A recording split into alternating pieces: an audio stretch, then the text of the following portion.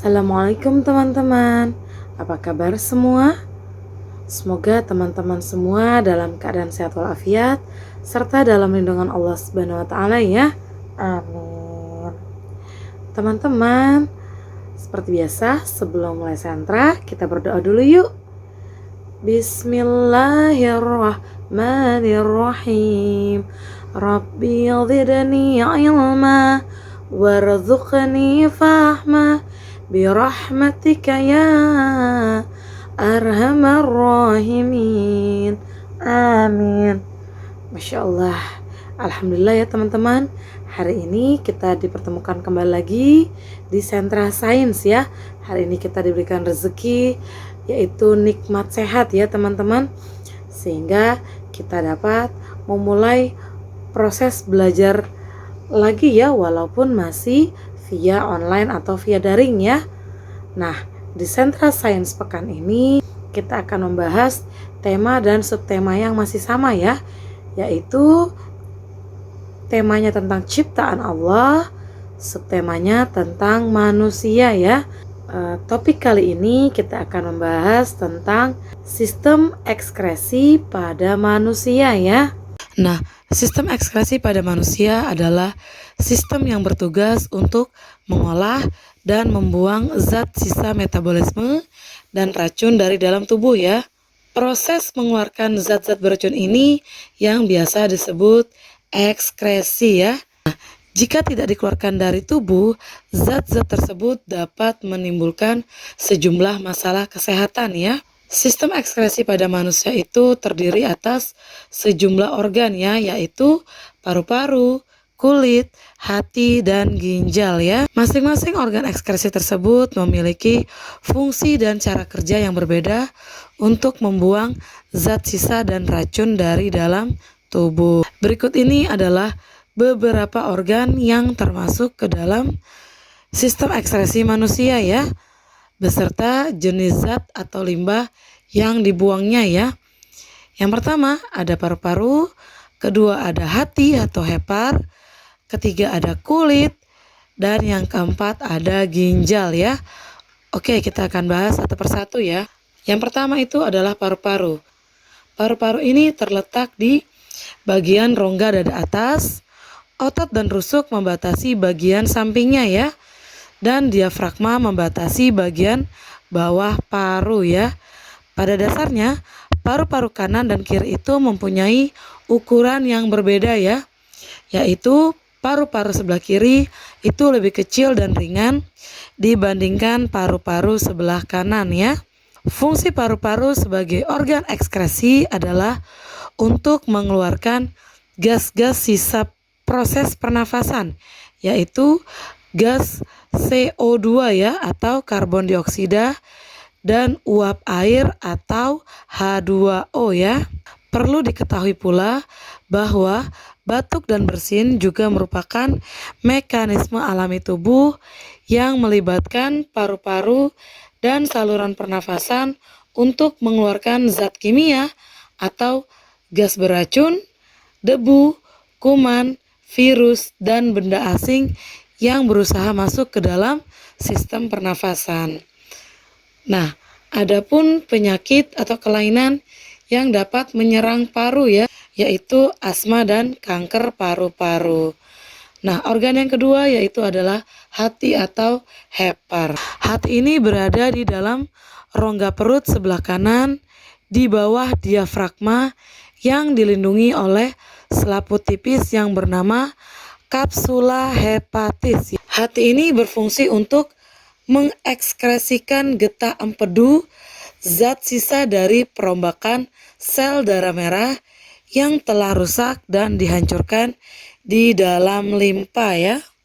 Selain berfungsi sebagai organ ekskresi, hati juga berperan sebagai penawar racun atau amonia, penghasil cairan empedu yang berfungsi untuk pencernaan lemak, pembentukan sel darah merah pada janin, dan sebagai kelenjar pencernaan ya. Ada pula nih penyakit yang dapat menyerang hati ya, yang dapat mempengaruhi sistem ekskresi yang ada pada hati, yaitu penyakit hepatitis ya atau penyakit kuning ya. Nah, penyakit hepatitis ini penyebabnya itu karena zat warna empedu beredar ke seluruh tubuh. Kulit merupakan lapisan jaringan pelindung terluar yang terdapat di permukaan tubuh ya. Kulit ini termasuk organ ekskresi karena mampu mengeluarkan zat-zat sisa berupa kelenjar keringat dan kelenjar minyak ya. Kulit manusia itu memiliki sekitar 3-4 juta kelenjar keringat ya, Masya Allah. Kelenjar ini tersebar di seluruh bagian tubuh ya, namun paling banyak terdapat di telapak tangan, kaki, wajah, dan ketiak ya. Nah, selain sebagai organ ekskresi, kulit itu juga berfungsi sebagai alat indera peraba ya. Nah, kulit itu terdiri dari 3 lapisan ya. Masing-masing lapisan itu mempunyai fungsinya masing-masing ya. Yaitu yang pertama adalah lapisan epidermis atau lapisan kulit ari. Yang kedua adalah lapisan dermis atau lapisan kulit jengat. Dan yang ketiga adalah lapisan hipodermis atau jaringan ikat bawah kulit ya. Nah, epidermis ini merupakan lapisan kulit yang paling luar dan sangat tipis ya. Nah, pada epidermis ini juga terdiri dari lapisan tanduk dan lapisan Malpighi ya. Lapisan tanduk itu merupakan sel-sel mati yang mudah mengelupas, tidak mengandung pembuluh darah dan serabut saraf, sehingga lapisan ini tidak dapat mengeluarkan darah saat mengelupas ya. Nah, untuk lapisan Malpighi merupakan lapisan yang terdapat di bawah lapisan tanduk ya, yang tersusun dari sel-sel hidup ya. Nah, pada lapisan Malpighi ini juga terdapat pigmen yang dapat menentukan warna kulit dan melindungi sel dari kerusakan akibat sinar matahari. Nah, lapisan kedua yaitu adalah lapisan dermis atau lapisan kulit jengat ya. Nah, dermis ini merupakan lapisan kulit yang terletak di bawah lapisan epidermis ya. Nah, lapisan dermis ini lebih tebal daripada lapisan epidermis ya. Lapisan dermis ini terdiri dari beberapa jaringan ya. Yaitu yang pertama adalah pembuluh kapiler, yang kedua kelenjar keringat, yang ketiga kelenjar minyak, yang keempat pembuluh darah, yang kelima ujung-ujung saraf, dan yang keenam adalah kantong rambut ya. Nah, pembuluh kapiler ini berfungsi untuk menyampaikan nutrisi pada akar rambut dan sel kulit ya. Nah, sedangkan kelenjar keringat berfungsi untuk menghasilkan keringat ya. Untuk kelenjar minyak berfungsi untuk menghasilkan minyak agar kulit dan rambut tidak kering ya. Untuk pembuluh darah berfungsi untuk mengedarkan darah ke seluruh sel atau jaringan. Untuk ujung-ujung saraf berfungsi untuk menerima rangsangan rabaan ya atau sentuhan ya, seperti rasa panas, dingin, dan rasa sakit ya. Nah, untuk kantong rambut ini berfungsi sebagai tempat akar, batang, dan kelenjar minyak rambut ya. Nah, untuk lapisan kulit yang terakhir yaitu adalah lapisan hipodermis atau jaringan ikat bawah kulit ya. Lapisan ini terletak di bawah dermis ya. Di antara lapisan jaringan ikat bawah kulit dengan dermis dibatasi oleh sel lemak ya. Lemak ini berfungsi untuk melindungi tubuh dari benturan, sebagai sumber energi, dan penahan suhu tubuh ya.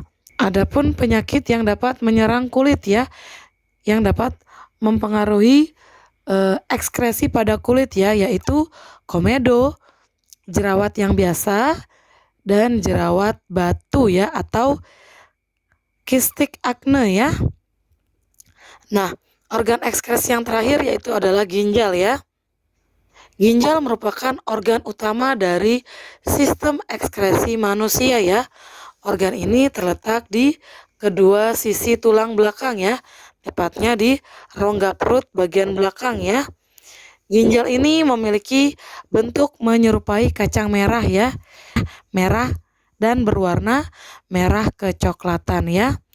Nah, sebagai organ dari sistem ekskresi, ginjal itu berfungsi untuk menyaring zat-zat sisa metabolisme dari dalam darah ya, mempertahankan keseimbangan cairan tubuh, mengekskresikan gula darah yang melebihi kadar normal, dan mengatur keseimbangan kadar asam, basa, dan garam di dalam tubuh ya. Nah, zat sisa yang terkumpul itu kemudian akan diubah menjadi urin ya.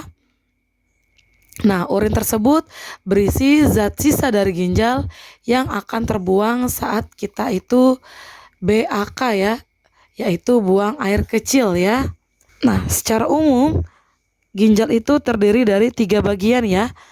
Yang pertama adalah kulit ginjal, yang kedua sumsum ginjal, dan yang ketiga adalah rongga ginjal ya. Nah, kita akan bahas dari kulit ginjal ya. Kulit ginjal ini merupakan bagian terluar dari ginjal ya, biasa disebut korteks renalis ya, yang berfungsi untuk menyaring darah ya.